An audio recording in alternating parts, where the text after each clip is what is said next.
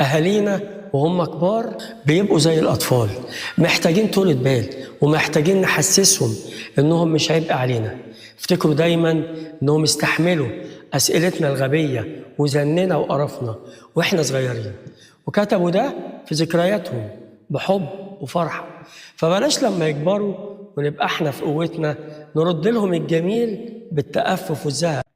البيت كان هادي والابن قاعد في الصالة مركز في اللابتوب بتاع الشغل بتاعه، ووراه تسليم مهم ومستعجل. في نفس الصالة كان قاعد أبوه الراجل العجوز اللي نظره وصحته بقت على قدهم. الأب مسك ريموت التلفزيون وبدأ يقلب، وفجأة الشاشة اسودت والريسيفر فصل. الراجل العجوز بص لابنه بصوت هادي وقال له: وائل، التلفزيون فصل، شوفولي كده. وائل ساب اللابتوب بتاعه وهو متضايق، قام بسرعة وداس على زرار الريسيفر واشتغل على طول، وقال له بنبرة فيها سن الزهق: يا حاج، ما انا وريتك الزرار ده 100 مرة، ركز معايا عشان ما تقاطعنيش، انا مشغول.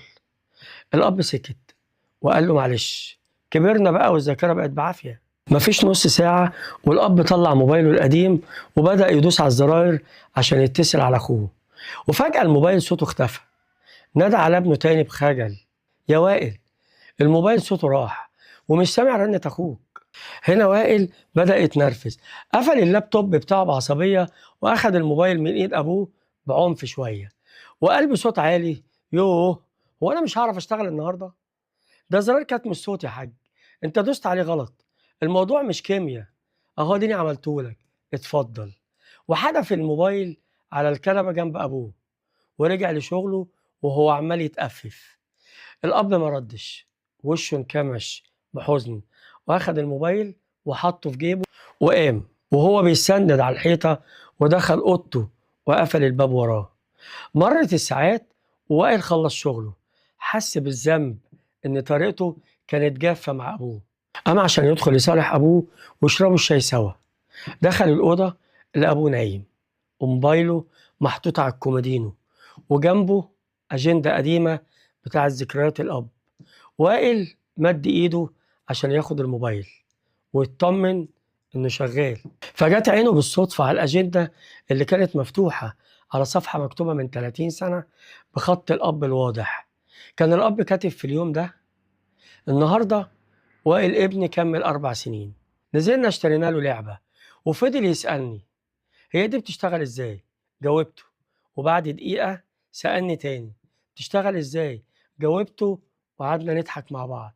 وائل سألني نفس السؤال ده 25 مرة، وفي كل مرة كنت باخده في حضني ونقعد نضحك واشرح له تاني بكل حب وسعادة. يا رب بارك لي فيه واجعله سند ليا لما أكبر. وائل وقف في مكانه، الأجندة اتهزت من إيده ودموعه نزلت زي المطر.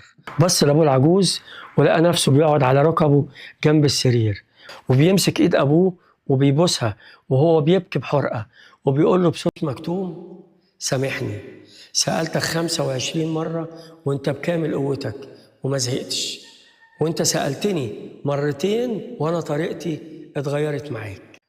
أهالينا وهم كبار بيبقوا زي الأطفال، محتاجين طولة بال ومحتاجين نحسسهم إنهم مش عبء علينا. افتكروا دايما إنهم استحملوا أسئلتنا الغبية وزننا وقرفنا وإحنا صغيرين، وكتبوا ده في ذكرياتهم بحب وفرحة. فبلاش لما يكبروا ونبقى إحنا في قوتنا نرد لهم الجميل بالتأفف والزهق، واخفض لهما جناح الذل من الرحمة. طولة البال على كبار السن هي باب الجنة المفتوح في بيتك.